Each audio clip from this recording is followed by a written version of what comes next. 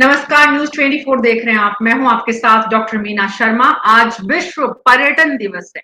जयपुर पर्यटकों के आकर्षण का बहुत बड़ा केंद्र है। लेकिन आज जयपुर में उपराष्ट्रपति जगदीप धनखड़ की यात्रा को लेकर राज्य के मुख्यमंत्री ने सवाल उठाए हैं कि चुनाव से पहले संवैधानिक पद का दुरुपयोग हो रहा है। वहीं दूसरी तरफ बीजेपी के राष्ट्रीय अध्यक्ष जेपी नड्डा और बीजेपी के केंद्र सरकार के गृह मंत्री सहकारिता मंत्री अमित शाह आज बस कुछ ही मिनट्स में जयपुर पहुंच रहे हैं। रात 8 बजे बीजेपी मुख्यालय में बैठक होगी। मुख्यमंत्री चोमू में अपनी यात्रा शुरू करके पहली सभा को संबोधित कर चुके हैं। मुख्यमंत्री अगले कुछ दिनों तक यात्रा पर रहेंगे और इधर बीजेपी की पहली लिस्ट जारी कुछ ही घंटे में आज देर रात तक भी हो सकती है। इस तरह की अटकलें लगाई जा रही हैं। आखिर अचानक जेपी नड्डा और अमित शाह को क्यों आना पड़ा है जयपुर, राजस्थान की राजधानी? मध्य प्रदेश के बाद राजस्थान की लिस्ट को लेकर बड़ी सुर्खियां हैं, सुगबुगाहट है। लेकिन सवाल की संवैधानिक संस्थाओं के दुरुपयोग की बहस चर्चा एक बार फिर राजस्थान के मुख्यमंत्री अशोक गहलोत ने छेड़ दी है। आज अगले 1 घंटे इसी पर विस्तार से चर्चा करेंगे। हमारे साथ वरिष्ठ पत्रकार जगदीश शर्मा जी हैं, सनी सेबेस्टियन जी हैं, साथ ही अशोक सिंह शेखावत बीजेपी के प्रवक्ता और प्रियदर्शी भटनागर कांग्रेस के प्रवक्ता हमारे साथ हैं। आप सभी का बहुत बहुत स्वागत है। शुरुआत प्रियदर्शी भटनागर आपसे ही करना चाहेंगे। मुख्यमंत्री ने उपराष्ट्रपति की यात्रा पर संवैधानिक पद के दुरुपयोग का आरोप जगदीप धनखड़ निशाने पर है या उपराष्ट्रपति का पद निशाने पर है?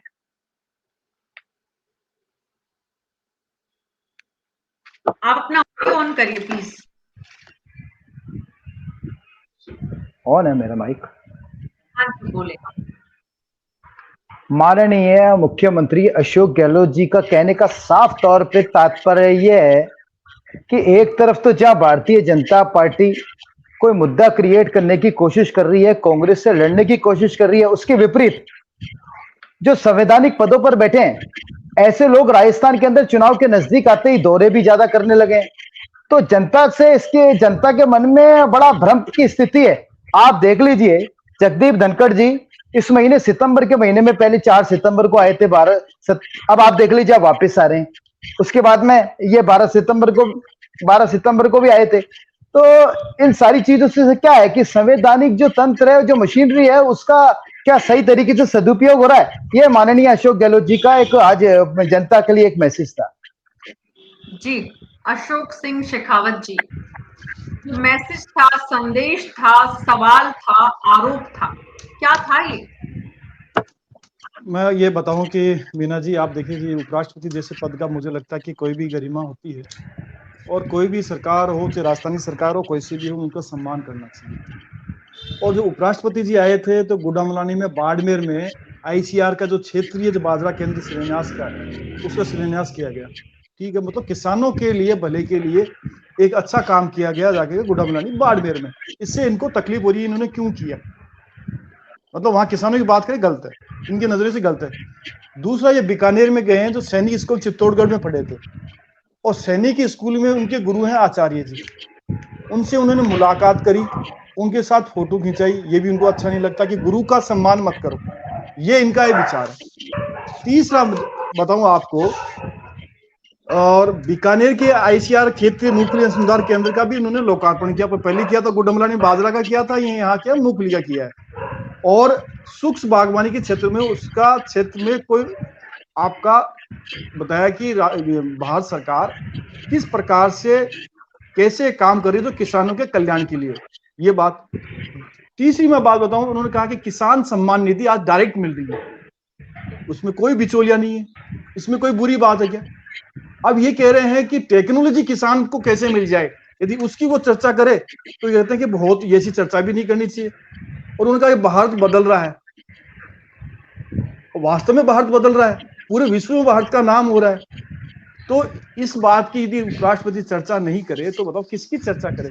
किसानों के बीच, लोग के बीच, अपने गुरुजी के बीच में जाए करे।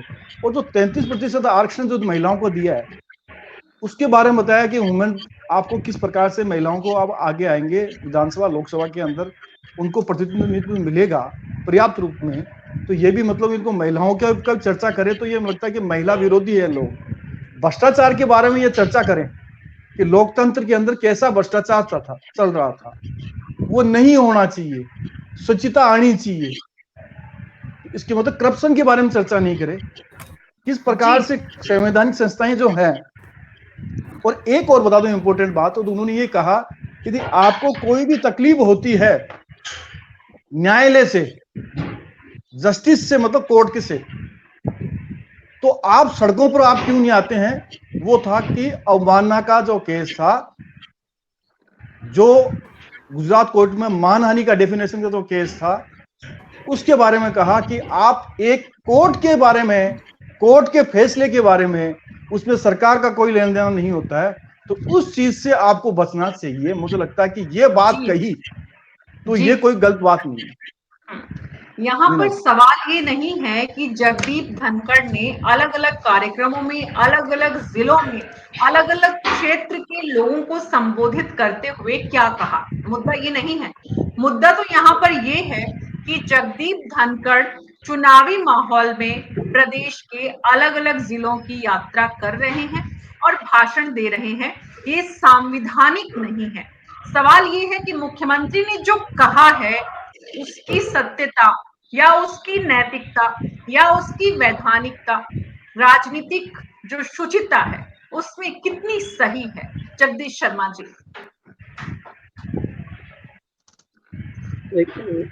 डॉक्टर मीना शर्मा जी, ये मुझे लग रहा है कि मारुति अशोक गहलोत जी ने जो है गलत निकाला है।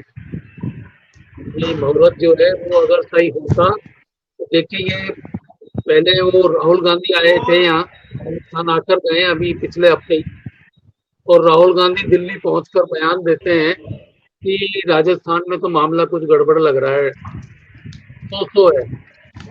मतलब उन्होंने कॉन्फिडेंट तरीके से ये नहीं कहा कि जैसे मध्य प्रदेश और छत्तीसगढ़ में तो हम जीतेंगे, वैसे राजस्थान में भी जीतने वाले हैं। फिर अभी ये एक मुहूर्त खराब हो गया, उपराष्ट्रपति क्या आ गए राजस्थान में, ये भी उनके लिए बहुत ही गड़बड़ का मामला है। तो ये मुहूर्त जो है ना अशोक गहलोत जी का, जो प्रचार का, चुनाव प्रचार का जो मुहूर्त है, वो कुछ गलत निकला है, मुझे ऐसा लगता है। अभी तो रोजाना कुछ न कुछ आफत हो रही है। उपराष्ट्रपति आ गए राजस्थान में, दौरा लगा रहे हैं, कॉन्स्टिट्यूशनल पोस्ट पर हैं, और अगर वो कुछ कह रहे हैं तो उसको सुनना चाहिए, बजाय इसके कि आप ये कमेंट कर रहे हैं कि उपराष्ट्रपति यहाँ आ क्यों रहे चुनाव के दौरान। अभी तो चुनाव है भी नहीं, अभी तो चुनाव है नहीं, न तो कोई डेट का अनाउंसमेंट हुआ है, न कोई वो लगा है। तो ऐसी सूरत में ये कमेंट करना अशोक जी का, ये मैं उचित नहीं समझता हूँ। मतलब इसको कोई जरूरी नहीं था, चला भी सकते थे इसको, ऐसी बात बोलते ही नहीं। वो अपना काम करें, पॉलिटिशियन है, बड़े पॉलिटिशियन है, बहुत सजे हुए, बहुत सक्षम व्यक्ति हैं, बहुत बढ़िया बढ़िया चीजें बोलते हैं, लेकिन बढ़िया चीजों में ही वो ऐसी चीज भी बोल जाते हैं। मेरे हिसाब से वो बोलते सोच समझ कर है, ऐसा नहीं है कि वो अनजाने में बोल गए हो या कोई गलतफहमी हो गई हो, ऐसा कुछ नहीं है। लेकिन वो बोले हैं और सोच समझ के बोले हैं, यानी कि उनको ये लगता है कि अगर उपराष्ट्रपति राजस्थान का दौरा कर रहे हैं, वो राजस्थान के हैं इसलिए निश्चित तौर पर ज्यादा आएंगे, उनका एक तरीके से होम स्टेट है ये, तो निश्चित तौर पर ज्यादा आएंगे। और वहां दिल्ली में बैठ के अब क्या करेंगे, अब तो उनको सदन तो चल नहीं रहा है जो उनकी जरूरत हो। तो ऐसी सूरत में वो आएंगे और यहाँ विभिन्न इलाकों में दौरा करेंगे, तो शायद चीफ मिनिस्टर साहब को ये लगता है कि वो उनके मतदाताओं के साथ गड़बड़ कर रहे हैं, मतदाताओं को तोड़ रहे हैं, या उनकी जो एक तरीके की कंपेनिंग विजिट्स हैं ये, जो मतदाताओं को लुभाने के लिए वो कर रहे हैं। तो ये मेरे ख्याल में तो उचित मुझे तो लगता नहीं है। लेकिन अगर ऐसा है तो कोई प्रोटोकॉल भी इसका अभी तक तय नहीं है, चुनाव में भी कोई प्रोटोकॉल तय नहीं है, इलेक्शन डिपार्टमेंट ने कोई रोक लगाई नहीं है अभी कुछ, तो फिर क्यों इस तरह की बात कर रहे हैं।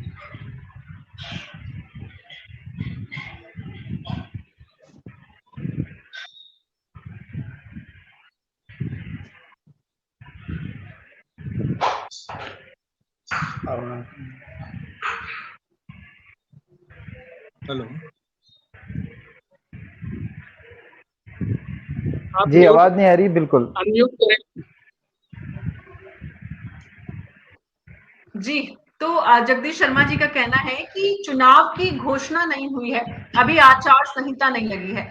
ऐसे में चुनावी माहौल जो बन रहा है पूरे राजनीतिक दलों के द्वारा, निश्चित रूप से अब जिस तरह से टिकट डिस्ट्रीब्यूशन हो रहा है, मध्य प्रदेश में लिस्ट आ गई है, यहाँ राजस्थान में भी लिस्ट आने की बात हो रही है। खुद मुख्यमंत्री यात्रा पर है, वो भी मुख्यमंत्री रहते हुए यात्रा कर रहे हैं और राजस्थान के अलग अलग जिलों का उनका यात्रा का शेड्यूल जारी हुआ है। तो ऐसे में मुख्यमंत्री का ये कहना सनी सेबेस्टियन जी कितना सही है, क्योंकि खुद मुख्यमंत्री सरकार के मुखिया हैं, मुख्यमंत्री रहते हुए यात्राओं पर है। ऐसे में वो अगर जगदीप धनखड़ पर सवाल उठाते हैं तो ये कितना लाजमी है। अभी इलेक्शन अनाउंस नहीं हुआ, इलेक्शन शेड्यूल अनाउंस नहीं हुआ, कोई कोड ऑफ कॉन्डक्ट नहीं है। और लेकिन एक चीज है, धनखड़ साहब ऑफ लेट काफी फ्रीक्वेंटली राजस्थान विजिट कर रहे हैं और चीफ मिनिस्टर एक पॉलिटिशियन है और उनके ऊपर बहुत सारी जिम्मेदारियां हैं। उनको पॉलिटिकल सेंस बहुत स्ट्रांग है अशोक गहलोत जी का, और इस तरह का बोलना सही है या नहीं वो वाइस प्रेसिडेंट के गरिमा के हिसाब से सही है या नहीं वो अलग बात है। लेकिन एज ए डिटरेंट वो फ्रीक्वेंसी बढ़ रहा है और सेंट्रल गवर्नमेंट मिनिस्टर्स भी आ रहे हैं फ्रीक्वेंटली, प्राइम मिनिस्टर साहब भी आ रहे हैं फ्रीक्वेंटली आने में कोई दिक्कत नहीं है, उनका राइट है, वो तो कोई भी पॉलिटिकल पार्टी करेगा। लेकिन कमेंट करना भी इनका राइट है, मतलब गरिमा रखे हुए, वाइस प्रेसिडेंट का गरिमा रखे हुए उस पर कमेंट करना मेरे को नहीं लगता कोई खराब चीज हुआ है इसमें। ओवर रिएक्ट किया है या नहीं वो डिबेटेबल पॉइंट है, या टू अर्ली उन्होंने रिएक्ट कर दिया मान लो, और आगे भी बहुत सारे प्रोग्राम्स बन रहे हैं और आ रहे हैं। आज 5 प्रोग्राम शायद है या था और उसमें 4 हेलीकॉप्टर यूज किया, ठीक है, दीज आर ऑल स्टैटिस्टिक्स। लेकिन 5 प्रोग्राम वाइस प्रेसिडेंट एक दिन करना नॉर्मल से थोड़ा सा याद आ लग रहा है। एनीवे मैंने पहले भी कहा वो तो उनका कन्वीनियंस के हिसाब से है, he has every right to do that, लेकिन उसके साथ चीफ मिनिस्टर का भी राइट है उस पर कमेंट करना, ये मेरा राय है। जी, यानी कि चीफ मिनिस्टर का कमेंट करना निश्चित रूप से राइट है, अधिकार है, लेकिन यहाँ पर सिर्फ जगदीप धनखड़ पर कमेंट नहीं है। यहाँ पर जगदीप धनखड़ के साथ साथ निशाने पर है उनका ऑफिस, यानी उपराष्ट्रपति का पद। अगर उपराष्ट्रपति के पद पर जब आरोप लगता है या निशाने पर लिया जाता है तो सवाल ये उठता है कि संवैधानिक पद का दुरुपयोग ये कितना सही है कहना सनी सेबेस्टियन जी कि संवैधानिक पद का दुरुपयोग है। ये तो बहुत सीरियस आरोप है, अगर इस तरह का डायरेक्टली आरोप लगाया है तो मैंने सुना नहीं है, लेकिन इस तरह का जो फ्रेज यूज किया, एक्सप्रेशन यूज किया तो सीरियस आरोप है और मेरे को लगता है ये टू अर्ली है, इतना जल्दी इस तरह का सीरियस नहीं बनता। और ऑफ कोर्स अभी कोड ऑफ कॉन्डक्ट इस तरह की चीजें तो है नहीं, इलेक्शन शेड्यूल अनाउंस नहीं हुआ, इसमें ओवर रिएक्शन की तरह लग रहा है। जी, तो ऐसे में प्रियदर्शी भटनागर जी, सवाल ये भी उठ रहा है या उठेगा, बार बार बीजेपी की तरफ से भी कहा जाता है कि मुख्यमंत्री इतनी यात्राएं क्यों कर रहे हैं, वो पूरी सरकारी मशीनरी के साथ चुनाव प्रचार में है। ये आरोप बीजेपी का जब उठता है, लगता है, तो मुख्यमंत्री का जो कहना है उस पर कहीं ना कहीं एक उन्हें खुद ही सवाल का जवाब मिल जाता है कि आप जो सवाल उठा रहे हैं वो सवाल उठाने का आप अधिकार रखते हैं क्या, जब आप खुद उसी रास्ते पर हैं। जी देखिए, जितने राष्ट्रपति या उपराष्ट्रपति कांग्रेस के होते हैं उतने बीजेपी के होते हैं और आम जनता के भी होते हैं, परंतु जहां ऐसे पद पर रहे हुए व्यक्ति एक तरफा बात करें या उनकी बातों से ऐसा मैसेज जाए कि वो किसी के सपोर्ट में या किसी के पक्ष की बात कर रहे हैं, तो ऐसी बात उठना लाजमी है। जैसे कि आज भारतीय जनता पार्टी के मेरे साथी प्रतिनिधि शेखावत साहब ने बोला कि उन्होंने आज आके केंद्रीय सरकार की जन कल्याणकारी बातों को बताया, तो मैं तो सिर्फ ये जानना चाह रहा हूं कि राजस्थान की जो सरकार है उसका कोई भी एक जन कल्याणकारी काम उनको ध्यान था क्या, या उसको वो जनता के साथ में शेयर करना चाहते थे क्या, या शेयर कर सकते थे क्या? तो वो सब नहीं हुआ। जब नहीं हुआ तो ऐसी बात उठती है कि आज जो संवैधानिक पदों पे बैठे हैं, तो सामान्यतः जब राजनीतिक दौर चल रहा है, तो जब राजनीतिक स्थिति बन रही है, माहौल बन रहा है, तो उनको दूर रहना चाहिए। और दौरा 1 महीने में 3-3 4-4 दौरे, जन संबोधन, और आप देख लीजिए राजनीति ऐसी चीज होती है, होता क्या है और उसका मैसेज क्या जाता है, ये आप भी अच्छी बेहतर समझते हैं और हम भी बेहतर समझते हैं। राजनीतिक समझ के साथ साथ अशोक सिंह शेखावत जी, सवाल ये है कि मुख्यमंत्री ने कहा है कि संवैधानिक पद का मान सम्मान बने रहना चाहिए। तो संवैधानिक पद का मान सम्मान, संवैधानिक पद पर बैठे हुए शख्स, व्यक्ति सिर्फ संवैधानिक संस्थाओं और भवनों के अंदर रहेंगे तभी मान सम्मान बना रहेगा? उनको बाहर ज्यादा निकलना, उस मान सम्मान में कमी होना है?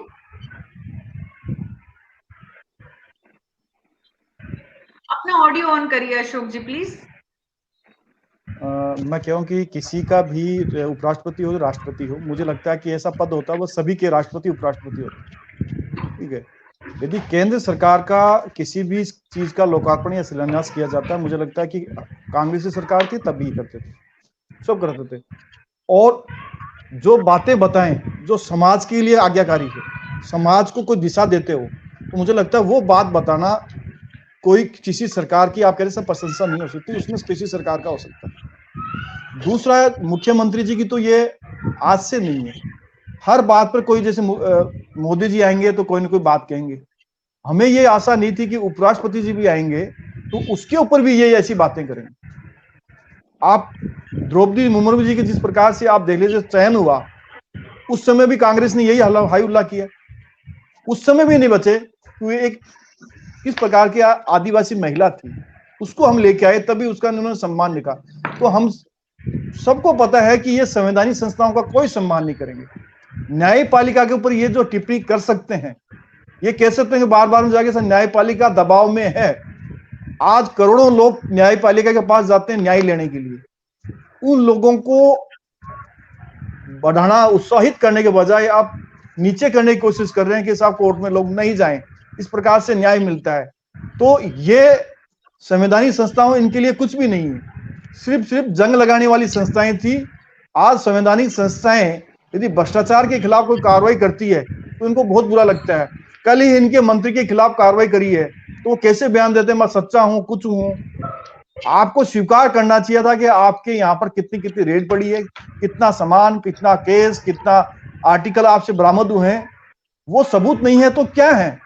और ऐसे मंत्री बैठ के कह रहे हैं कि साहब मैं कांग्रेस में हूं इसलिए मेरे साथ ही ऐसा किया गया। तो जो ये इतनी अपार संपत्ति पकड़ाई में आई है, इसका कौन बताएगा। आज मुख्यमंत्री जी को कहना चाहिए था कि ऐसे जो भ्रष्ट जो हमारे जो मंत्री हैं उनको हम तुरंत हटाते हैं, लेकिन तो ये हटाने की नहीं करेंगे। तो इसलिए बार बार में संवैधानिक संस्थाओं पर चोट मार रहे हैं। इन्हीं के लोग इनको बार बार में चिट्ठी लिख रहे हैं, मुंडन करा रहे हैं, लेकिन उनसे भी नहीं मानेंगे। और भ्रष्टाचार के ऊपर सिर्फ एक जीरो टॉलरेंस की जो बात कहते हैं वो दिखाने के लिए है। आज भी वो मंत्री हैं और जिन्होंने इनको आंख कहा कि दिखाया कि आईना दिखाने का काम किया, उनको जरूर गहलोत जी ने आंख दिखा दिया और उनको मंत्रिमंडल से हटा दिया। तो ये मैं कह रहा हूं संवैधानिक संस्थाओं का अपमान करने के अलावा नहीं है। और ये एक आपके पैनल में बैठे थे, उन्होंने सही बात कही कि गहलोत साहब को राजस्थान के बारे में कहा कि साहब मुश्किल है, 50-50 है, तो ऐसे बयान देना उनके लिए मजबूरी है। अपने आला कमान को खुश करने के लिए देखो मैं कोई ना कोई इशू लेके आ रहा हूं, जो राष्ट्रपति उपराष्ट्रपति जैसे पद हैं उनको भी मैं कर रहा हूं, क्योंकि गहलोत साहब तो इसका पद चिन्ह पर चलेंगे। राहुल गांधी जी जिस प्रकार से संवैधानिक संस्थाओं का अपमान करते हैं तो गहलोत साहब को तो करना ही पड़ेगा। और उन्होंने अपनी मीटिंग में कहा कि आप ये इशू क्यों उठा रहे हो। किसी ने मंत्री ने कहा कि ये ऐसे इशू मत उठाया करो, तो उन्होंने कहा कि राहुल गांधी जी पूछिए जाकर के, वो कर रहे हैं।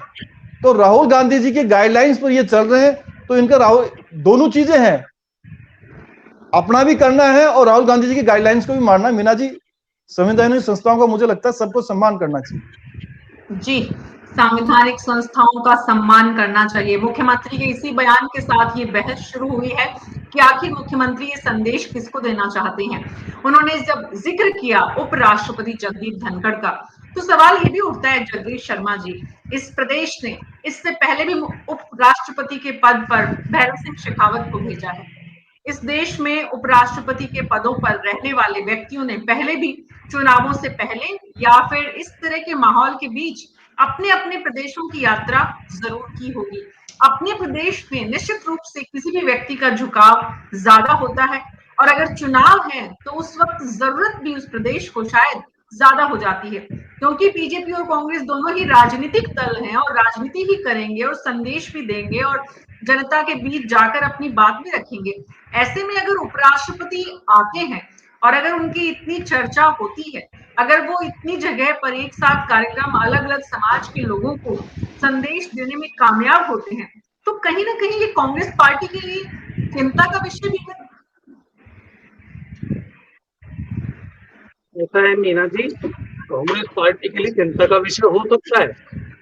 मैं आपको बता रहा हूँ ना, मैंने अपने अभी बात की है कि जब राहुल गांधी बाहर जाकर ये बयान देते हैं कि राजस्थान में जो पॉसिबिलिटी है इलेक्शन विनिंग की वो कम है, मतलब उन्होंने एक इशारे में कहा कि जैसा कि उन्होंने मध्य प्रदेश और छत्तीसगढ़ के लिए कहा वहां हम जीत रहे हैं, लेकिन राजस्थान में तो मतलब कि राजस्थान में पॉसिबिलिटी है भी और नहीं भी है, एक तरीके से उन्होंने क्वेश्चन मार्क लगाया है।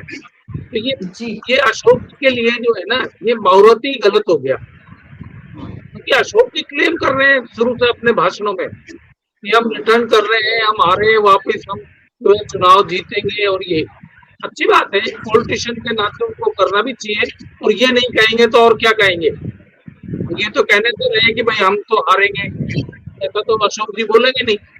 अशोक जी तो यही बोलेंगे कि हम जीतेंगे। और इवन जब राहुल गांधी ने दिल्ली में जाकर अपना ये कमेंट किया, मैं समझता हूँ अशोक जी को भी ये ठीक नहीं लगा होगा, इसलिए कि इस तरह के कमेंट से जो है कार्यकर्ताओं का मनोबल कमजोर होता है, कार्यकर्ता खुद निराश हो जाते हैं कि पता नहीं, अब जब राहुल गांधी ये कह रहे हैं कि राजस्थान में तो सो है, तो ऐसी सूरत में क्या करें, चुनाव में सक्रिय हो, अपने नेताओं को जिताने के काम में लगे या नहीं लगे, क्या करें।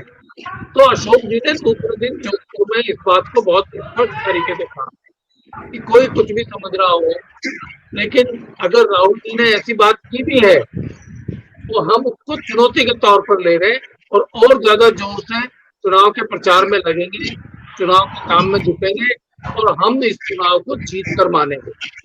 जी, जब एक तरफ मुख्यमंत्री अशोक गहलोत 1985 के इतिहास को दोहराना चाहते हैं, वहीं रिपीट मिशन पर वो जुटे हुए हैं। ऐसे में राहुल गांधी का ये स्टेटमेंट निश्चित रूप से कार्यकर्ताओं के उत्साह को कम करने वाला मानते हैं आप सनी सेबेस्टियन जी? और राहुल ने ये क्या सोच के बोला, राहुल गांधी ने ये बयान जो दिया है, इसके पीछे उनकी कौन सा उनके पास फीडबैक है, या उनका किस पर क्या जो आशंका है, उनको कहाँ चिंता है इस चुनाव को लेकर, राजस्थान के चुनाव को लेकर? सनी जी। नहीं, राहुल गांधी का जो स्टेटमेंट है वो वाकई में सरप्राइज की तरह आया है।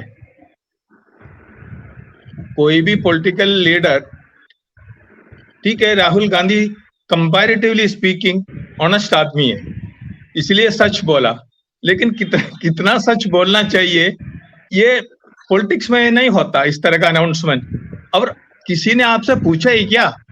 आप कोई सफोलॉजिस्ट तो है नहीं, आप इतना एक्यूरेट समझ के जो दे रहे हैं, ये मेरे ख्याल से वो तरीका थोड़ी होता है। ये बोलने के लिए और भी बहुत सारे मतलब तरीके होते हैं, उस हिसाब से इतना ब्लंडली बोल के थोड़ा बहुत नुकसान तो जरूर किया है, लेकिन इनका सिंसियरिटी को मैं नहीं चैलेंज नहीं करना चाहूंगा, अप्रिशिएट ही करूंगा। और दूसरा, बाद में कल पॉलिटिशियंस आया कांग्रेस के, जो दिल्ली से आया, जो जनरल सेक्रेटरी वगैरह एआईसीसी का, और उन्होंने थोड़ा सफाई दिया, तो हम तो वैसे तो 2 जगह जीत ही रहे हैं ऑलमोस्ट, जो 1 है, और राजस्थान भी जीत रहे, राजस्थान भी जीत रहे, है ना। ऑफ कोर्स राहुल गांधी वाला स्टेटमेंट में तो वर्केश थोड़ा कंफ्यूजन में आ गया, क्योंकि डाउटफुल स्टेट में है क्या राजस्थान कांग्रेस के लिए, इतना गारंटी के साथ नंबर 1 नंबर 2 बता रहे हैं छत्तीसगढ़ और मध्य प्रदेश, उसके बाद उस लेवल का नहीं है, उस लेवल का नहीं है तो क्यों बोलना चाहिए। आपसे कोई इतना स्पेसिफिकली थोड़ी पूछा है, लेकिन आपने बता दिया, कोई बात नहीं, वो तो इसके लिए तो फिर काउंटर तो करना ही पड़ेगा, सफाई देते रहो, और मीडिया तो नेचुरली पिकअप करेंगे, सोशल मीडिया में भी आएंगे, और वर्कर को जो हानि पहुंचवाया है उनका मनोबल पे, वो तो काफी है, नुकसान तो है, उसमें मना नहीं कर सकता। लेकिन इलेक्शन के लिए काफी टाइम बाकी है, काफी इन द सेंस इलेक्शन का पीरियड के लिए अभी तो मतलब रिवाइवल, इस तरह का मूड का रिवाइवल के लिए टाइम है अभी। लेकिन सवाल तो ये है सनी सेबेस्टियन जी कि राहुल गांधी ने ऐसा बोला क्यों? उनकी ऑनेस्टी है, सिंसियरिटी है, सच्चाई है, सब कुछ है, लेकिन सवाल तो ये है कि ऐसी नौबत क्यों आई? उनके पास ये फीडबैक कहां से आया? उनके पास ये जानकारी, और इस जानकारी के बाद उनका इस तरह से बोलना, इसका संदेश क्या जाएगा, ये भी सोचा होगा उन्होंने बोलने से पहले? नहीं, संदेश तो गलत गया, और बोलने से पहले सोचना भी चाहिए था, और उसके बोलने का कोई जरूरत नहीं था ना। हमारा जो विनिंग स्टेट से 1 2 3 ये है, ऐसा क्यों बोलना चाहिए? कोई भी लीडर ऐसा नहीं बोलता, जनरली नहीं बोलते, और एक्सपेक्टेड भी नहीं है, लेकिन उन्होंने बोल दिया। ये परसेप्शन काफी टाइम से चल रहा है, छत्तीसगढ़, मध्य प्रदेश, देन राजस्थान टाइप, वो 2-3 महीने से या इवन 6 महीने से चल रहे है। उन्होंने वो बोल दिया, और उनके पास और फैक्ट्स एंड फिगर्स होंगे या कोई सर्वे का रिजल्ट होंगे, लेकिन बाहर जो है इंटेलेक्चुअल से और बाकी सीरियस पत्रकार है या पॉलिटिकल ऑब्जर्वर्स है, उनका मन में भी ये कंसेप्ट तो था ही काफी टाइम से। उन्होंने बोल दिया, और बाकी लोगों ने सोचा ये इन्होंने क्या बोल दिया, ये तो बोलना नहीं चाहिए था। बाकी जगदीश शर्मा जी बोल दिया तो कोई दिक्कत नहीं, सन्नी सेबेस्टियन बोल दिया तो कोई दिक्कत नहीं, हमारे तो पॉलिटिकल ऑब्जर्वेशन वाले हम लोग, लेकिन लीडर हिमसेल्फ बोल दिया, उसमें तो है ही थोड़ा बहुत दिक्कत तो है ही। जी, कितनी दिक्कत है प्रियदर्शी भटनागर जी? कांग्रेस के कार्यकर्ता में, कांग्रेस के नेताओं में, कांग्रेस पार्टी में, कांग्रेस मुख्यालय में, प्रदेश के मुख्यालय में बब्बर शेर बोल के गए थे वो, और यहाँ पर इस तरह से पार्टी के कार्यकर्ता में, पूरी पार्टी में क्या संदेश गया उनके स्टेटमेंट से? देखिए, राहुल गांधी जी जो कांग्रेस पार्टी के जो मैसेज देना चाहते थे, उन्होंने बिल्कुल सही समय पर हमारे को मैसेज दिया, और उस मैसेज को हमने आत्मसात किया। अब मैं आपको यह बता दूं वो मैसेज क्या था। आज राजस्थान के अंदर भारतीय जनता पार्टी टुकड़े टुकड़ों में विभाजित हो चुकी है। उनकी परिवर्तन यात्राओं से, उनकी खाली कुर्सियों से, मोदी जी के राजस्थान में भारतीय जनता पार्टी के चुनाव के कमांडर बनने से जो स्थिति आज बनी है, जिससे साफ तौर पे हो गया कि कांग्रेस के सामने विपक्ष है ही नहीं। इस बात को, इस माहौल से आज जो राजस्थान के अंदर कांग्रेस की सरकार रिपीट होने वाली है, उस माहौल को बरकरार रखने के लिए अगर कार्यकर्ता अति उत्साह के अंदर अपने काम को ना भूल जाए, इसलिए माननीय राहुल गांधी जी ने इस अति उत्साह को नव चेतना में, नव ऊर्जा में तब्दील करने के लिए एक ये मैसेज दिया था, जो कार्यकर्ताओं में पर्याप्त दिलों तक पहुंचा, जहन तक पहुंचा, और कार्यकर्ता नए जोश से, नई उमंग से काम में जुट गए, और इस गलतफहमी को दिमाग से निकालने के लिए तय कर चुके हैं कि हम तब तक संघर्ष करते रहेंगे, हम तब तक जनता के हित में जुटे रहेंगे जब तक हमारे पक्ष में सकारात्मक निर्णय नहीं आ जाता है।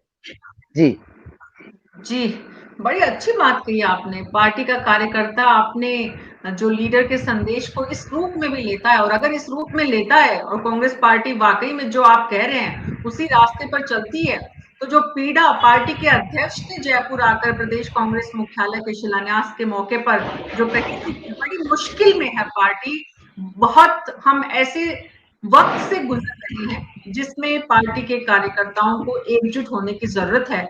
और आप मान रहे हैं कि जो जो मल्लिकार्जुन खड़गे ने यहाँ पर जो पीड़ा जाहिर की थी, उसी पीड़ा का एक अगला वर्जन जो है वो अलग रूप से राहुल गांधी ने सुनाया और उसका पार्टी के कार्यकर्ताओं में अब सकारात्मक असर देखने को मिल रहा है कि चिंता में है राहुल गांधी।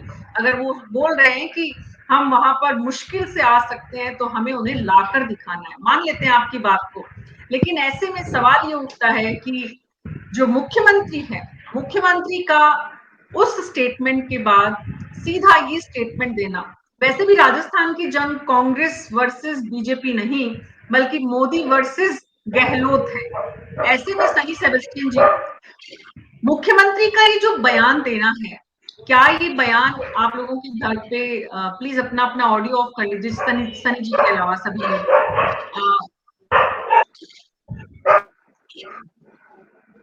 क्वेश्चन मैंने पूरा सुना नहीं।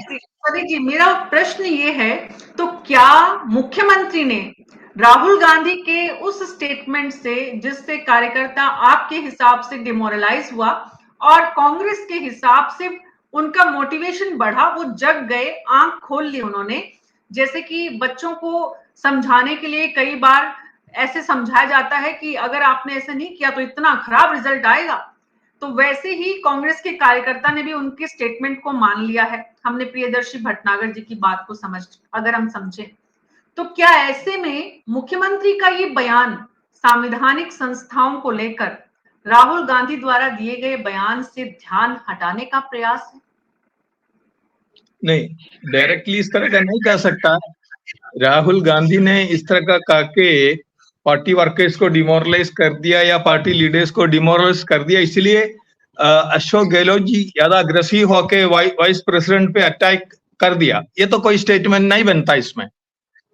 हो सकता है इसीलिए कर रहे हैं, अशोक जी ज्यादा अग्रेसिव हो गया, अशोक जी को डाइवर्ट करना है, अटेंशन डाइवर्ट करने का पर्पसली किया होगा, या ऑफ कोर्स वाइस प्रेसिडेंट बार बार आ रहे हैं हम, और उनका स्टेट है, आ भी सकता है, और इलेक्शन अनाउंस भी नहीं हुआ, शेड्यूल आ भी सकता है, लेकिन वो डिटरेंस होता है ना, कई बार बोलने से फिर धीरे थोड़ा वो अपना जो प्रोग्राम से शायद कम करेगा, तो फिर एडवांटेज है ना।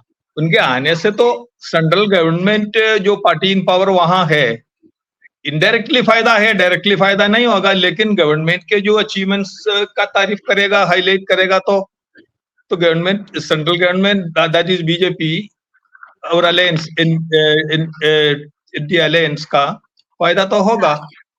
बीजेपी की जो नेचर है, बीजेपी की जो काम करने की स्टाइल है, बीजेपी का जो आक्रामक अंदाज है और तेवर है, वो आप जो कह रहे हैं सनी सेबेस्टियन जी कि मुख्यमंत्री के ये कहने के बाद हो सकता है वो कम कर दें, या फिर अशोक सिंह शेखावत जी, नतीजा ये भी हो सकता है कि वो और बढ़ा दें उपराष्ट्रपति के कार्यक्रम आने वाले दिनों में?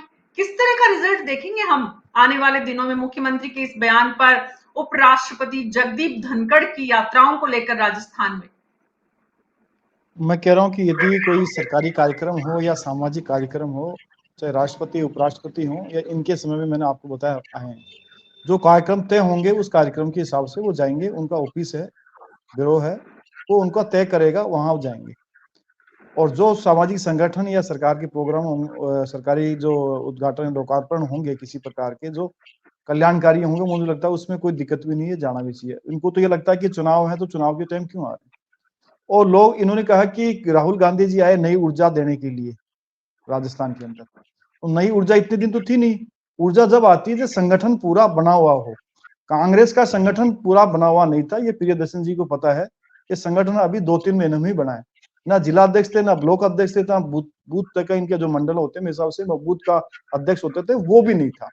सिर्फ 39 जो लोग थे उनकी एक कार्यकारिणी बना रखी थी, महासचिव उपाध्यक्ष वो बनाए हुए थे। और आप इसकी तुलना भारतीय जनता पार्टी से करिए, आप हमारे पूरे 12 महीने के अंदर पूरा संगठन रहता है, 52,000 जो बूथ हैं उसकी पूरी कार्यकारिणी बनी हुई है, और 51,000 के लगभग फोटो युक्त कार्यकारिणी।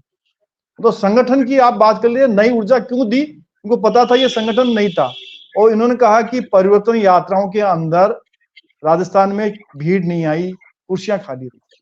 अभी मल्लिकार्जुन खड़गे जी आए थे और राहुल गांधी जी आए, सबको पता है कि सीटें कितनी खाली थी। खड़गे जी बोल रहे थे तो कितनी सीटें कितनी भरी हुई थी, 60% से ऊपर सीटें सारी खाली हो गई थी, लोग तो बहुत नहीं थे। तो ये पहले अपना भी देखें घर की, जयपुर जैसी राजधानी के अंदर। उसके बाद में मोदी जी आते हैं, लाखों की संख्या में लोग आते हैं, महिलाएं कितनी आती है, उस चीज को ये नहीं देखेंगे। अशोक सिंह शेखावत जी, प्रधानमंत्री के भाषण को ठीक से सुनिएगा आप। जब प्रधानमंत्री बोल रहे थे तब भी लोग उठ के जा रहे थे और प्रधानमंत्री खुद उन्हें रोक रहे थे कि एक बार आप लोग जहां हैं वहीं रुक जाइए, लेकिन लोगों ने उनकी बात को भी नहीं सुना और उसके बाद प्रधानमंत्री ने उन्हें अपने भाषण के बीच धन्यवाद, आपका बहुत बहुत धन्यवाद दिया। बहरहाल मुद्दा भीड़ नहीं है, अभी मुद्दा तो ये है कि एक बता दूं, कभी कभी क्या होता है कि मीना जी, कभी कभी क्या होता है, आपको ये पता है कि जितनी हमारी जो कुर्सी कैपेसिटी थी वो सारी भरी थी, उसके अलावा भी कितने लोग बाहर थे, लाखों की संख्या में, उनके लिए संबोधन करता है। यदि सीट पूरी खाली पड़ी है और लोग जा रहे हैं, उसकी बात मैं कह रहा हूं जी। तो सवाल ये है जगदीश शर्मा जी कि जब जगदीप धनखड़ राजस्थान में मुख्यमंत्री अशोक गहलोत के लिए पार्टी के भीतर यानी कांग्रेस में और पार्टी के बाहर भी एक आम चर्चा रहती है कि मारवाड़ का जाट समाज उनसे नाराज रहता है और इसीलिए जगदीप धनखड़ जो है वो बीजेपी उन्हें जाट बड़ा चेहरा अपने आप में, हम न्यूज 24 पर कोशिश करते हैं कि धर्म जाति की राजनीति से अलग बात करें, लेकिन क्योंकि आज मुद्दा उपराष्ट्रपति पद पर बैठे हुए जगदीप धनखड़ का है और वो आज एक तरह से जाट नेताओं का चेहरा बनकर राजस्थान में बीजेपी के पक्ष में इस समाज को करने का एक तरह से उन्होंने बेड़ा उठाया है। क्या मुख्यमंत्री की चिंता ये भी है इस चुनाव को लेकर जिसकी वजह से जगदीप धनखड़ उनके निशाने पर आए हैं?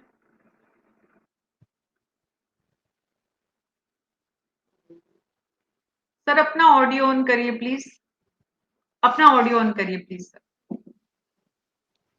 मुझे ये बिल्कुल कुछ मालूम नहीं है कि जगदीप धनखड़ ने जाट समाज का वोट बनाने का कोई बेड़ा ले लिया है या उनको किसी ने कह दिया है या पार्टी की तरफ से कोई मुंह इस तरीके का है कि जब आप उपराष्ट्रपति बन गए इसलिए अब जाटों के तो वोट अपन को मिलने चाहिए। मुझे नहीं लगता ऐसा। दूसरी बात कि जगदीप धनखड़ का जितना सा पॉलिटिकल कैरियर राजस्थान में हम लोग देखते रहे एज ए जर्नलिस्ट, वो कभी भी जो है ना आइडेंटिफाई जाट लीडर के तौर पे हुए नहीं। जाट है ये भी निश्चित है और चुनाव लड़ता है तो ये अपनी पिछली एक सेमिनार बातचीत में जो है ये बात मैंने कही थी कि ये ऐसी कम्युनिटी है जाट कम्युनिटी जो कि पॉलिटिकली बहुत ही ग्रीडी बोलना चाहिए, ग्रीडी किस्म की वो है। तो बाकी कम्युनिटी नहीं है, लेकिन जाट में चाहे वो कांग्रेस का जाट हो, चाहे बीजेपी का जाट हो, चाहे और किसी पार्टी का जाट हो, वो पॉलिटिकली बहुत एक्टिव होगा। पॉलिटिकली उसको कुछ भी दे दो, चाहे पंचायत समिति का मेंबर ही बनाओ, लेकिन कुछ न कुछ पॉलिटिकल पोस्ट उसके पास होनी चाहिए। अब हमारे उपराष्ट्रपति जो है वो अगर यहाँ दौरे लगा रहे हैं, मैं मानता हूं कि ये राजनीतिक दौरे के तौर पर तो नहीं लगने चाहिए, बिल्कुल ठीक बात है, लेकिन अशोक जी तो टाइम से पहले ही चिंता करने लग गए इसकी। अभी तो इलेक्शन डिक्लेयर नहीं हुआ है, अभी तो बहुत टाइम मिलेगा। मुझे लगता है कि अगले महीने सेकंड वीक में जो है अक्टूबर के सेकंड वीक में नोटिफिकेशन होगा। नोटिफिकेशन होने के बाद ही एक आचार संहिता लागू होगी। हमारे यहाँ प्रॉब्लम क्या है कि कॉन्स्टिट्यूशनल एक इम्पेरेटिव और इसके साथ बनी हुई है। उपराष्ट्रपति का पद जो राज्यसभा के सभापति का भी पद है, तो राज्यसभा का सभापति तो पॉलिटिकल पर्सन होता है, उपराष्ट्रपति नहीं होता। तो दो भिन्न स्थितियों में जगदीप धनखड़ कैसे काम करें, कैसे एक्ट करें। जैसे कि लोकसभा का स्पीकर जो है वो पॉलिटिकल पोस्ट होती है, तो सारे पोस्ट इस तरीके की हमारे यहाँ राजस्थान से गई हुई है। लोकसभा में भी जो चेयर कर रहे होते हैं वो भी राजस्थान के, जो लोग राज्यसभा में कर रहे हैं, वो भी राजस्थान के हैं, और राजस्थान में चुनाव हो रहे हैं। तो ऐसा थोड़ी है कि 2 महीने तक, अब 3 महीने तक अब उनका आना जाना ही बंद हो जाएगा। वो आना जाना तो उनका बना रहेगा, उनका होम स्टेट है, और उनके घर के परिवार यहाँ रह रहा है, उनके मदर फादर ब्रदर की फैमिली रिलेशंस में सारे वो यहाँ रहते हैं, तो वो तो आना जाना बना रहेगा। फिर सार्वजनिक प्रोग्राम भी ऐसे ही होते हैं। जब कोई संस्था ऐसी है, सरकार की है या गैर सरकारी है, जहां वो चुनाव को ध्यान में रखकर किसी पॉलिटिकल पर्सनैलिटी को नहीं बुलवाते, ऐसी सूरत में वो ऐसे लोगों को बुलवाते हैं, उपराष्ट्रपति आ जाए या कोई ऐसा आदमी जो पॉलिटिकल पोस्ट पर नहीं हो, ऐसा आदमी आ जाए, तो इस तरह के फंक्शन क्या 2, 2.5, 3 महीने तक बंद हो जाएंगे? नहीं चलेंगे। लेकिन मैं ये मानता हूं कि मुख्यमंत्री अशोक गहलोत को अभी इतनी चिंतित होने की जरूरत नहीं। उनको राष्ट्रपति और उपराष्ट्रपति कोई भी दौरा लगा है, वो एक पॉलिटिशियन है, सदैव पॉलिटिशियन है, और बहुत सक्सेसफुल पॉलिटिशियन रहे, लोगों को मोटिवेट करने वाले रहे। उनको as a politician, as a chief minister अपना काम करना चाहिए, चाहे यहाँ राष्ट्रपति आ रहे हो, चाहे उपराष्ट्रपति आ रहे हो, उनकी तरफ ध्यान नहीं देना चाहिए। क्योंकि अगर उनका बोलना, एक सधे हुए राजनेता, जी एक पॉइंट और मीना जी बोलता हूँ, अगर कोई बड़ा पॉलिटिशियन या बड़ा पदाधिकारी कुछ बोल जाता है और उसका इम्पैक्ट आप चुनाव को ध्यान में रखकर देखते हैं, जब वो अगर उपदेश दे रहा है और उपदेश में जो है चुनाव को ध्यान में रखकर उससे कनेक्टिविटी देखेंगे उसके अंदर, तो बड़ी परेशानी होगी, कि रोजाना का काम हो जाएगा।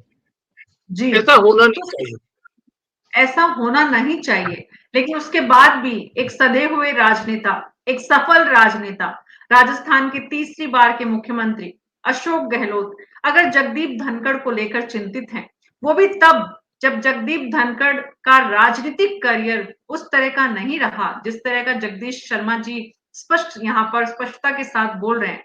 तो सनी सेबेस्टियन जी, अशोक गहलोत जी की चिंता क्या है फिर?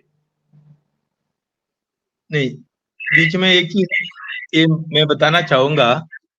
इंटरेस्टिंगली अशोक गहलोत जी और जगदीप धनखड़ साहब दोनों अच्छे मित्र हैं, इनका दोस्ती भी अच्छा है। अभी ये स्टेटमेंट का कॉन्टेक्स्ट में नहीं बता रहा हूं, लेकिन ये स्टेटमेंट का कॉन्टेक्स्ट तो बनता है।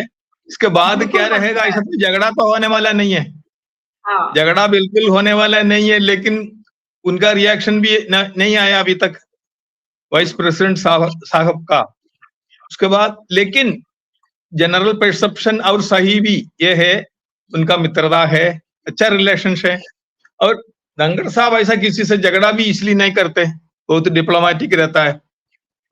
लेकिन ये कंप्लेंट तो है, गवर्नमेंट का टूल की तरह वो बिहेव कर रहे कई बार। ये ऐसा नहीं है राज्यसभा में एक कंप्लेंट नहीं है, ये कंप्लेंट वहां भी है ना। ये तो फिर जगदीश जी ने कहा ये सभापति भी है, लेकिन सभापति का अपना लिमिटेशंस होता है। ये साधारण पॉलिटिशियन नहीं है सभापति, स्पीकर अलग होता है। यहाँ भी राजस्थान स्पीकर, असेंबली स्पीकर या लोकसभा स्पीकर या राज्यसभा का सभापति, ये लोग कम पॉलिटिशियन है, कम पॉलिटिशियन होना चाहिए। सब जगह जाके पॉलिटिकल जो स्टेटमेंट्स नहीं देते। आजकल ये पहले वाला जो डेकोरम वगैरह मेंटेन नहीं होता, इसलिए कुछ भी बोलना शुरू कर दिया, वो अलग बात है। और सब जगह पहुंचना भी शुरू कर दिया स्पीकर्स। तो इंटरनेशनल लेवल पे स्पीकर्स का जो है बिहेवियर, वो सारे कोड ऑफ कंडक्ट सारे डिसाइडेड है। ऐसा नहीं है तो अभी नया भारत में उदय हुआ ये सारे, ऐसा नहीं है। तो इट इज ऑल इंटरनेशनल। सबको पता है क्या है डिकोरम, क्या बिहेवियर होना चाहिए, क्या बॉडी रिस्पॉन्स होना चाहिए, क्या स्टेटस है, क्या प्रोटोकॉल है। वो फिर वो प्रोटोकॉल के बाहर आने वालों को तो उनको पता होना चाहिए मैं क्या कर रहा हूं और इसका जो अंजाम क्या होगा। ये है मेरा जो बोलना इतना ही है।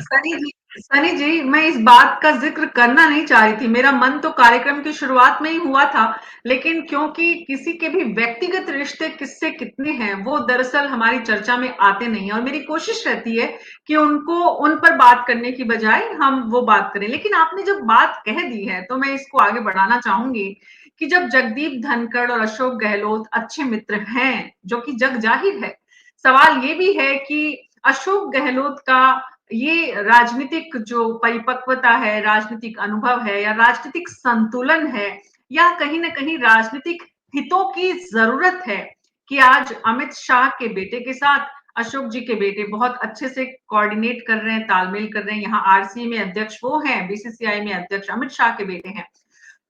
केंद्र के मंत्री जब कांग्रेस की सरकार थी या आज भी कांग्रेस पार्टी के तमाम वरिष्ठ नेता अशोक गहलोत को हमारे प्रिय परम मित्र कहकर पहले संबोधित करते हैं। तो ये अशोक गहलोत की व्यक्तिगत पूंजी है कि उन्होंने राजनीति में पक्ष और विपक्ष दोनों ही तरफ इतने अच्छे रिश्ते बनाए हैं। लेकिन सवाल ये है कि आज उनका बयान राजनीतिक है, आज उनका बयान चुनाव से पहले संदेश देने का है, आज उनका बयान विपक्ष पर प्रहार करने का है।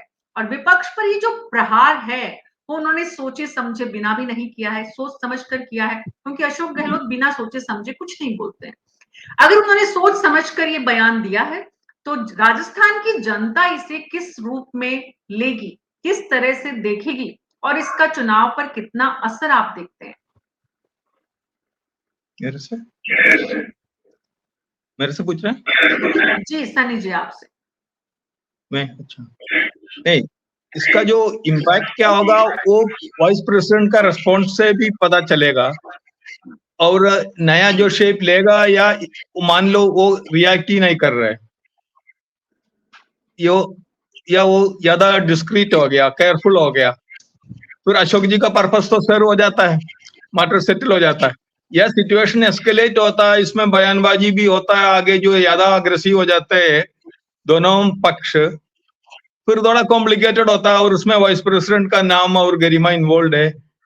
वो किस तरह का होंगे ये अभी बता नहीं सकता, लेकिन एक कमोशन तो क्रिएट कर दिया और वाइस प्रेसिडेंट को थोड़ा सा मतलब स्लो कर सकता है इससे, लेकिन वो बहुत ही ज्यादा ग्रेसफुल नहीं रहता इस तरह की चीजें।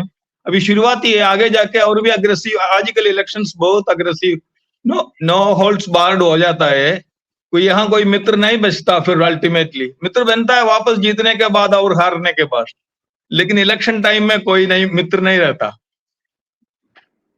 राजनीति में कोई परमानेंट शत्रु नहीं है, कोई परमानेंट मित्र नहीं है। और आज राजस्थान की राजनीति में इस बात को बेहतर ढंग से कौन नहीं समझेगा, जिस तरह से आज वसुंधरा राजे को लेकर पूरी कांग्रेस पार्टी पैरवी करती नजर आती है, भले ही बीजेपी में उनको लेकर स्थितियां अच्छी नहीं है, उसी तरह से सचिन पायलट को लेकर बीजेपी जितनी चिंतित नजर आती है, भले ही कांग्रेस पार्टी में उनकी स्थिति आज बहुत अच्छी नहीं है। तो ये तो राजनीति हम देख रहे हैं। बहरहाल कांग्रेस पार्टी का कार्यकर्ता आज मुख्यमंत्री के इस बयान को किस रूप में ले रहा है, प्रियदर्शी जी?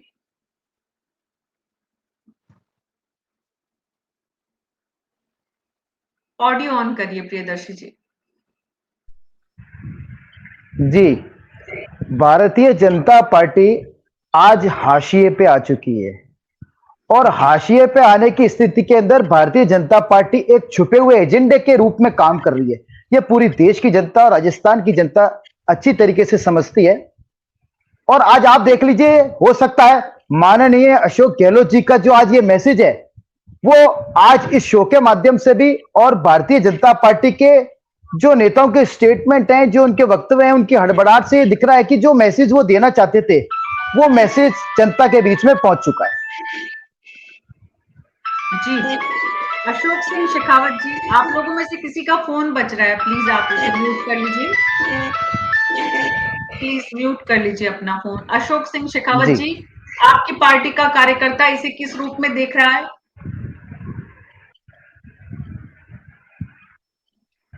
ऑडियो ऑन करिए सर।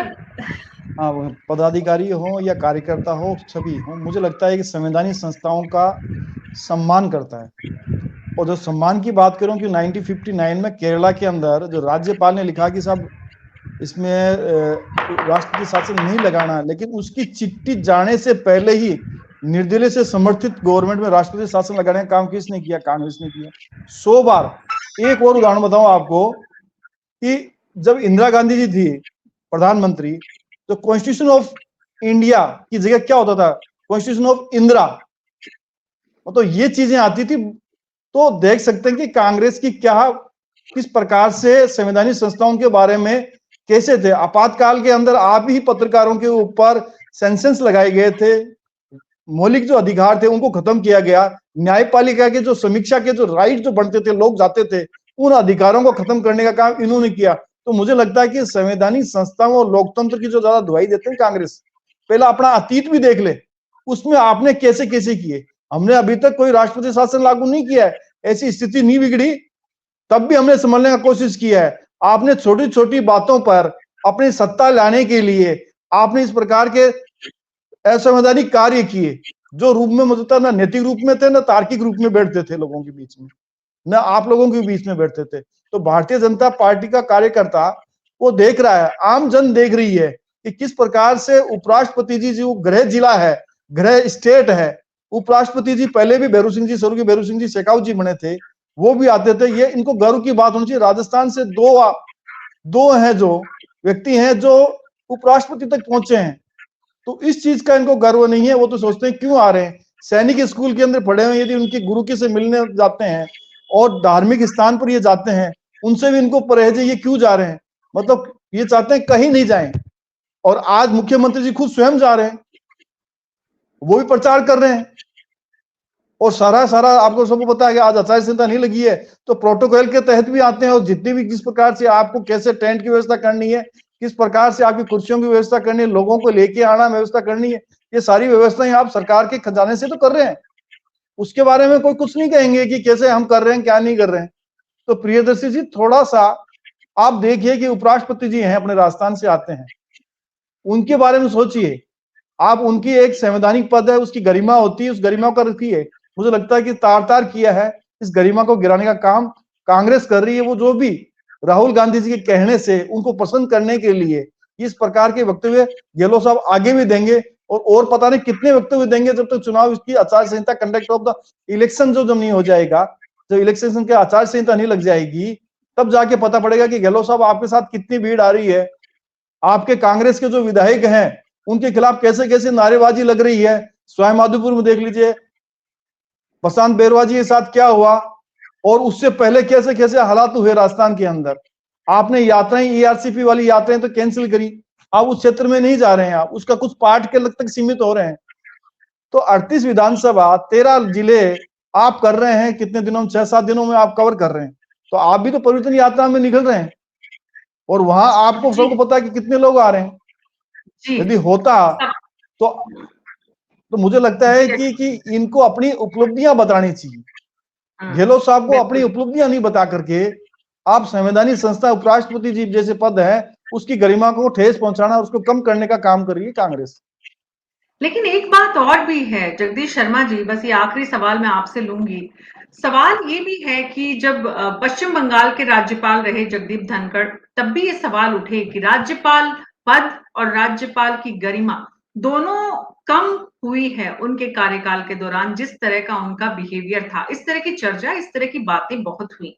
आज भी जगदीप धनखड़ के उपराष्ट्रपति होने पर अगर राजस्थान जैसे राज्य के मुख्यमंत्री, वो भी तब जब वो खुद भी राजस्थान से जगदीप धनखड़ आते हैं, अगर ये सवाल उठा रहे हैं, तो इस सवाल का, इस बात का, इस संदेश का कहीं कोई व्यापक असर भी आप देखते हैं और आप महसूस करते हैं कि कहीं ना कहीं इसमें कोई इस बात में कहीं कोई सच्चाई भी है?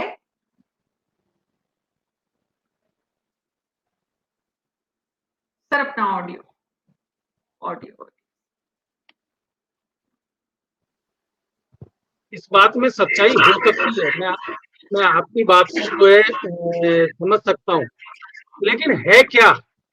सवाल ये है कि वेस्ट बंगाल में Jagdeep Dhankhar as a governor क्या कर रहे थे, उसका कंपैरिजन राजस्थान से नहीं हो सकता। दोनों अलग अलग स्टेट हैं, दोनों में अलग अलग पॉलिटिकल सिचुएशंस हैं, अलग अलग पॉलिटिकल पार्टीज हैं। तो इन सारी बातों को अगर ध्यान में रखेंगे तो हम देखेंगे कि सब अलग है। राजस्थान जगदीप धनखड़ की कर्म भूमि है, जन्मभूमि है, तो वो यहाँ और उनकी फैमिली के लोग यहाँ रहते हैं, तो वो तो यहाँ तो आना जाना बना रहेगा उनका, ये तो रोजाना का काम होगा। मैंने अपने वक्तव्यों में सबसे पहले ही ये बात कही थी जी, वो राजस्थान जी, में है तो राजस्थान तो आना जाना रहेगा और भी जी, रहेगा। अभी थोड़ी बिल्कुल। देर पहले सनी सेबेस्टियन जी ने ये बात कही थी कि प्रोटोकॉल होता है जिसमें स्पीकर स्पीकर और ये इस तरह के लोगों का चुनाव की एक्टिविटी से दूर रहने का एक हालांकि ये प्रोटोकॉल कोई लिखा हुआ नहीं है, लेकिन ये माना जाता है भाई नहीं पढ़ना चाहिए इस तरह की सिचुएशन। लेकिन हमारे यहाँ तो विधानसभा अध्यक्ष जो है खुद पॉलिटिकल पार्टी की रैली में भी जाकर बैठते हैं और एक्टिविटी में भी भाग लेते हैं और कैंडिडेट चुनवाने में भी शामिल है। हम्म, हम्म, तो बिल्कुल, ये बिल्कुल। प्रोटोकॉल कोई मानता नहीं है, जी, सुविधाजनक है सबके लिए ये अगर आपको बिल्कुल। ठीक लगता है तो आप ऑन करिए इसको, वरना छोड़ दीजिए। हाँ, लेकिन बिल्कुल। हाँ, हाँ, ये बिल्कुल अपनी सही सुविधा बात के है। अनुसार ऑपरेट करता है, तो ऐसी बिल्कुल सूरत सही में बात क्या है। कहा जाए। इन दिनों में जिस तरह से राजनीतिक कार्यक्रमों के मंचों पर सीपी जोशी जो विधानसभा अध्यक्ष है, उनकी जो उपस्थिति रही है, वो भी क्या संवैधानिक है? इस सवाल के साथ ही आज हम आप सबका बहुत-बहुत शुक्रिया अदा करते हैं। राजस्थान की राजनीति से जुड़े हर पहलू को लेकर हर दिन शाम 6 बजे न्यूज़ 24 पर हम आपसे मुलाकात करते हैं। हमारे जो पैनलिस्ट हैं, उनसे अगर आप कोई सवाल करना चाहते हैं, तो आप हमारे फेसबुक और यूट्यूब चैनल पर अपने सवाल रख सकते हैं और हमारे मेहमान आपके सवालों के जवाब भी देंगे। राजस्थान में आज मुख्यमंत्री के बयान के बाद अब जगदीप धनखड़ यानी कि देश के उपराष्ट्रपति कोई प्रतिक्रिया देंगे या नहीं? ये बड़ा सवाल है जिसका जवाब 24 घंटे में मिल जाएगा। बहरहाल आज के लिए मुझे अनुमति दीजिए। नमस्कार।